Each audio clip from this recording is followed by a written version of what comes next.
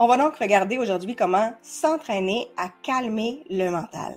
Ça veut dire se débarrasser des pensées négatives récurrentes, même si vous avez vécu des relations toxiques, des échecs, des épreuves, des injustices ou de la trahison.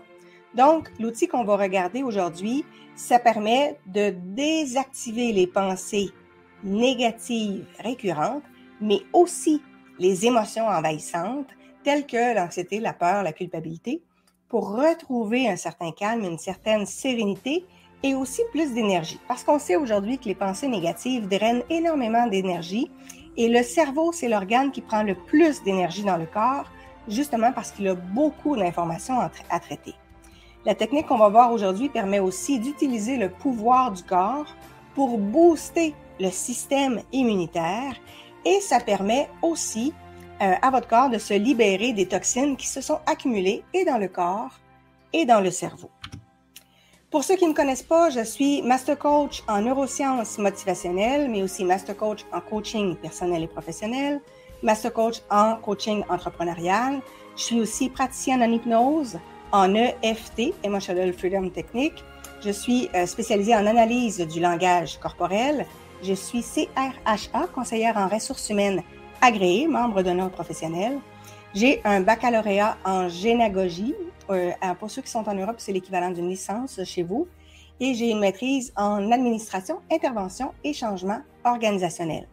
J'ai fait des tonnes de formations supplémentaires en neurosciences appliquées. J'ai fait des formations en gestion des émotions, en gestion de l'anxiété et de l'angoisse, en gestion de la dépression et du burn-out, dans le développement de la volonté et de la détermination, dans la perte de poids, dans le lâcher-prise, dans l'épanouissement, dans la reprogrammation de l'inconscient, dans la façon d'avoir un couple harmonieux, au niveau de la pleine conscience aussi, et beaucoup de formations en fait qui sont en lien avec le cerveau.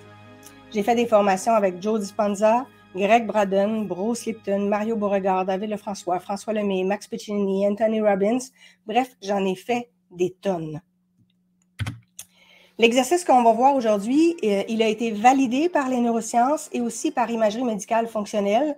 L'imagerie médicale fonctionnelle, ça permet de voir justement comment fonctionne le cerveau quand on fait un exercice en particulier.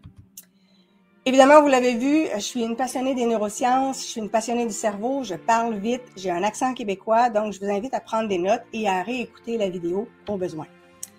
Pourquoi on doit entraîner notre cerveau à calmer le mental? Bien, en fait, c'est parce qu'on sait que l'homme préhistorique que nous avons déjà été, lui, il était programmé à la survie.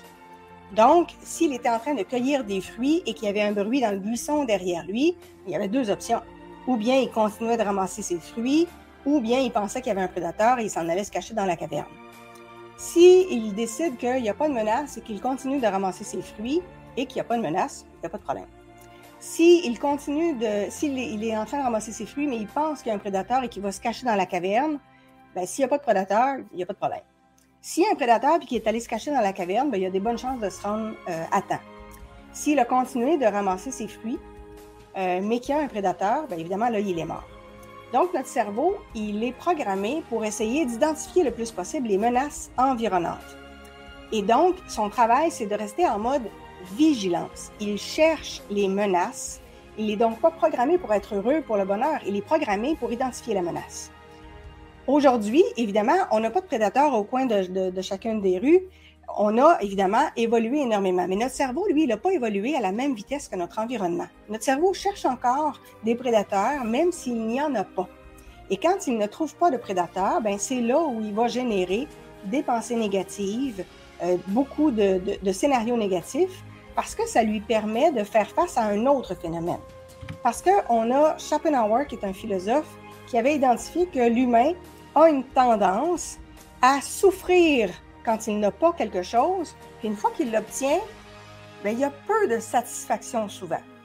Pensez à la personne qui veut absolument avoir un emploi, qui souffre de ne pas avoir d'emploi, puis une fois qu'elle a l'emploi, quand la routine commence à se mettre en place, au bout de quelques semaines, quelques mois, bien souvent la personne va commencer à voir les mauvais côtés de l'emploi, les tâches qui lui plaisent moins. Et là, à ce moment-là, elle va tomber souvent dans l'ennui. La personne qui est célibataire et qui rêve donc d'avoir une relation amoureuse extraordinaire, quand elle est en couple, bien, au bout d'1 an, 2 ans, 3 ans, souvent la routine s'installe. Et là, si on n'a pas travaillé adéquatement le couple, mais les gens vont souvent s'ennuyer en couple. Donc, souvent, les gens souffrent de ne pas avoir quelque chose, mais une fois qu'ils l'ont, ils ont de la difficulté à savourer ce qu'ils ont sur la durée parce que la routine s'installe et c'est là où on va tomber dans l'ennui. Et c'est exactement ce que Schopenhauer disait. Notre cerveau a une tendance à osciller comme un pendule, de droite à gauche, entre la souffrance et l'ennui. Donc, notre cerveau, comme je vous le disais, il n'est pas programmé au bonheur. Il est programmé à identifier la menace et par conséquent à souffrir de ce qu'il n'a pas.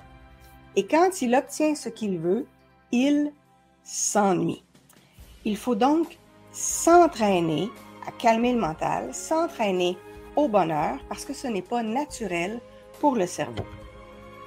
Donc aujourd'hui, on va regarder un outil qui est très puissant, qui est disponible gratuitement, mais souvent qui est mal appliqué parce qu'il est mal expliqué et mal compris. Mais une fois qu'on l'utilise bien, ça nous permet à ce moment-là d'activer ce que l'on appelle le nerf vague. Les nerfs viennent toujours en duo. Le nerf vague, c'est un duo qui se situe entre le cœur et le cerveau. C'est donc un mode de communication entre les deux. Mais 80% des informations sont afférentes. Ça veut dire qu'elles partent du cœur et remontent vers le cerveau. C'est donc le cœur qui dit au cerveau comment il se sent. Donc, je vais vous montrer la cohérence cardiaque, mais je vais vous montrer une version beaucoup plus puissante qui va vous permettre de beaucoup mieux gérer vos pensées négatives. Les bienfaits de la cohérence cardiaque, en fait, il y a plusieurs études en neurosciences qui nous ont démontré qu'une fois qu'elle est bien exécutée, la cohérence cardiaque, elle est extrêmement puissante. Et en l'espace de 3 semaines, on a une étude, entre autres, qui nous a démontré que 93% des patients qui faisaient partie de cette étude-là ont noté un sentiment de mieux-être global beaucoup plus important, une meilleure gestion du stress et des émotions, une amélioration du sommeil et par conséquent aussi de l'énergie, une diminution des douleurs ponctuelles et des douleurs chroniques, une régulation de l'hypertension artérielle et de la tachycardie. On a remarqué aussi une baisse significative du cortisol. Le cortisol, c'est l'hormone de stress. Et le cortisol, plus on vieillit, plus ça devient un poison pour le corps qui va nuire, entre autres, au système immunitaire. On a aussi une réduction significative de l'anxiété, des scénarios négatifs et de différents troubles. Et là, je vous en ai énuméré quelques-uns. Épisodes dépressifs, troubles de panique, état de stress post-traumatique, phobie, ainsi que les troubles psychotiques. La cohérence cardiaque, elle est donc extrêmement puissante. Évidemment, il faut savoir comment l'utiliser adéquatement. Quand on sait comment utiliser la cohérence cardiaque, on va pouvoir à ce moment-là activer le nerf vague. Le nerf vague, il va avoir un impact sur le système nerveux sympathique et parasympathique. Le système nerveux sympathique, c'est l'état d'alerte. Le système nerveux sympathique, on en a besoin, entre autres, quand on veut aller faire du sport, quand on veut aller travailler sur un projet motivant, quand on veut aller faire un exposé oral, quand on veut faire des rénovations, quand on a besoin d'énergie, c'est le système sympathique qui s'active. Et là, on va avoir une dilatation des bronches pour se permettre de mieux respirer. On va avoir une accélération du rythme cardiaque, une libération de l'adrénaline, de la sudation. On va avoir de l'horripilation, ça c'est quand on a la chair de poule. On va avoir une vasodilatation des vaisseaux sanguins pour laisser passer plus de sang, une dilatation des pupilles et une fermeture des sphincters parce que c'est pas le temps de se mettre à digérer. Quand on est dans notre système nerveux sympathique, mais évidemment, il y a deux côtés. Il y a le côté lumineux et le côté obscur. Quand on est bien dans notre peau, quand on est bien dans notre tête, on est dans un système nerveux sympathique positif. Là, on a de l'énergie, on a de l'entrain, on est en alerte, on est prêt à réagir. Quand on est dans un système nerveux sympathique un peu déréglé, là, on va plutôt tomber dans le côté obscur. On va tomber dans la fébrilité, dans l'anxiété, on est nerveux. Donc, évidemment, l'idée, c'est de rester le plus possible dans le côté positif du système nerveux sympathique. Le système nerveux parasympathique, lui, c'est l'inverse. C'est l'équivalent dans une voiture du frein. C'est ce qui nous calme, c'est ce qui nous détend. Donc, il va y avoir plutôt une contraction au niveau des muscles bronchiques. On n'a pas besoin de prendre d'hyper grandes respirations. On va avoir un ralentissement du rythme cardiaque, une sécrétion du pancréas pour favoriser la digestion. Même chose pour les voies biliaires. Une vasoconstriction des vaisseaux sanguins parce qu'on n'a pas besoin de faire un effort physique important. On a une constriction au niveau des pupilles. On va y avoir aussi une ouverture des sphincters pour favoriser encore une fois la digestion. C'est donc un système qui sert à nous freiner, à nous apaiser, c'est un modérateur. Quand on est dans le côté lumineux du système parasympathique, on est dans un état de détente, d'apaisement, de relaxation. On est bien, on est calme. Quand on est dans le côté obscur du système nerveux parasympathique, on est dans le découragement, la démotivation, la dépression. Il n'y a rien qui nous tente dans ce temps-là. Encore une fois, l'idée, c'est de rester du côté lumineux. La cohérence cardiaque, dans les principes de base, l'idée, c'est d'inspirer en 5 secondes et d'expirer en 5 secondes. Et on respire comme ça, lentement, mais de façon fluide. Il n'y a pas de rétention de l'air. C'est pas « j'inspire, je retiens mon air, j'expire, je retiens mon air ». Non, non, non, non. On inspire, une fois qu'on a fini d'inspirer, on expire. Ça se fait comme une vague de façon très, très fluide. Et c'est sans forcer. On ne force pas pour inspirer et on ne force pas pour expirer non plus. Le plus naturel possible, mais on fait juste rallonger l'inspiration et rallonger le souffle aussi. Pour augmenter la puissance de la cohérence cardiaque. Parce que très souvent, quand mes clients font de la cohérence cardiaque, ils me disent « Oui, mais moi, mon cerveau part dans un paquet de directions. » C'est normal. Ce que vous allez faire, c'est que vous allez vous remémorer un souvenir agréable. Puis là, ça n'a pas besoin d'être un méga souvenir d'un voyage à Walt Disney. Ça peut être quelque chose de très simple. Un moment où vous étiez bien sur la plage, en forêt, pendant un câlin, pendant une fête, un moment où vous avez ri. Ça peut être des choses très simples. L'idée, c'est d'avoir une vision claire de ce souvenir-là, puis vous pouvez utiliser plusieurs souvenirs différents à chaque fois que vous faites votre cohérence. L'important, c'est d'avoir un souvenir très agréable et de se souvenir de l'émotion que vous aviez ressentie durant ce souvenir-là. Cette émotion-là, vous la situez dans votre corps. Est-ce que vous la sentez dans votre sternum? Est-ce que vous la sentez dans votre cœur? Est-ce que vous la sentez dans votre gorge? Est-ce que vous la sentez dans votre tête? Est-ce que vous la sentez dans votre ventre? Situez-la physiquement. Ressentez-la à l'intérieur de votre corps. Ensuite, l'idée, c'est de vous souvenir et de revivre les sensations physiques avec les 5 sens, et tout particulièrement l'odorat. L'odorat est le seul sens qui est connecté directement à l'inconscient. Quelle était l'odeur marquante et très agréable durant ce souvenir-là? Qu'est-ce que vous voyez autour de vous? Qu'est-ce que vous avez entendu? Est-ce qu'il y avait le chant des oiseaux, la brise du vent, des rires, de la musique, des gens qui parlent? Qu'est-ce que vous avez entendu? Qu'est-ce que vous avez goûté si vous étiez en train de manger ou de boire? Qu'est-ce que vous sentiez sur le plan kinesthésique? Est-ce que vous avez senti le sable entre vos orteils? Est-ce que vous avez senti la chaleur du soleil, la brise du vent, le confort de vêtements doux, les bras de la personne qui vous enlaçait, le baiser de quelqu'un? Donc, toutes les sensations physiques. Donc, on fait la cohérence cardiaque, on inspire en 5, on souffle en 5, mais en même temps, on revit, on se remémore et on revit à l'intérieur de notre corps un souvenir agréable en misant sur l'émotion très positive et sur les sensations physiques très agréables. Et on fait ça pendant quelques minutes. Et idéalement, on amplifie l'émotion positive, on amplifie les sensations physiques très agréables. Parce qu'à ce moment-là, ça permet au cerveau de replonger dans le même état qu'il l'était au moment du souvenir. Parce qu'il faut savoir que le cerveau ne fait pas la différence entre le réel et l'imaginaire. Donc, le fait pour vous de visualiser un souvenir, de le revivre à l'intérieur de votre corps, pour votre cerveau, c'est réel. Il le revit. Il va donc se mettre à resécréter les mêmes hormones et les mêmes neurotransmetteurs qu'au moment où vous avez vécu ce souvenir-là. Il va donc changer sa soupe chimique pour replonger dans la soupe chimique que vous aviez au moment du souvenir agréable.